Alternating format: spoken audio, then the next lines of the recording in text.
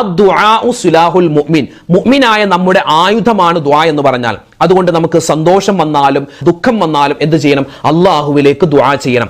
ഒരു മനുഷ്യൻ അള്ളാഹുവിലേക്ക് ദുആ ചെയ്താൽ, അവൻ സ്ഥിരമായിട്ട് ദുആ ചെയ്യുന്നവനാണെങ്കിൽ അവന്റെ ജീവിതത്തിൽ എപ്പോഴൊക്കെ അവൻ ദുആ ചെയ്യുന്നുണ്ടോ, ഈ സ്ഥിരമായി ദുആ ചെയ്യുന്നവരുടെ പ്രത്യേകത എന്തെന്നറിയോ? അവരുടെ ദുആ അല്ലാഹു തആല വേഗത്തിൽ ഖബൂൽ ചെയ്യുമെന്നാണ്. അങ്ങനെ ചെയ്യാനുള്ള കാരണം എന്താ? നമ്മളിപ്പോ അല്ലാഹുവേ പടച്ചോനെ എന്റെ പാപങ്ങൾ പൊറുക്കണേ അല്ലാ, അല്ലാഹുവേ എന്റെ ഹലാലായ മുറാദ് നീ ഹാസിലാക്കി തരണേ അല്ലാ എന്ന് നമ്മളിങ്ങനെ ദുആ ചെയ്യുമ്പോൾ, നമ്മളിങ്ങനെ സ്ഥിരമായി ഇങ്ങനെ ദുആ ഇറക്കുമ്പോൾ നമ്മുടെ ശബ്ദം ആര് കേൾക്കും? മലക്കുകൾ കേൾക്കുമെന്നാണ്.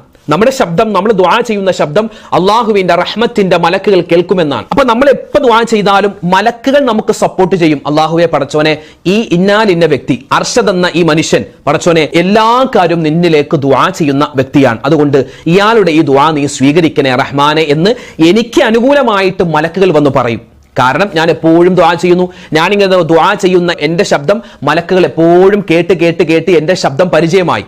അതുപോലെ തന്നെ നമ്മൾ എപ്പോഴും ദിക്ർ ചെയ്യുന്നവരായിട്ടും മാറണം, സ്വലാത്ത് പറയുന്നവരായിട്ട് മാറണം. അങ്ങനെ മാറിയാലുള്ള നേട്ടം എന്താണ്?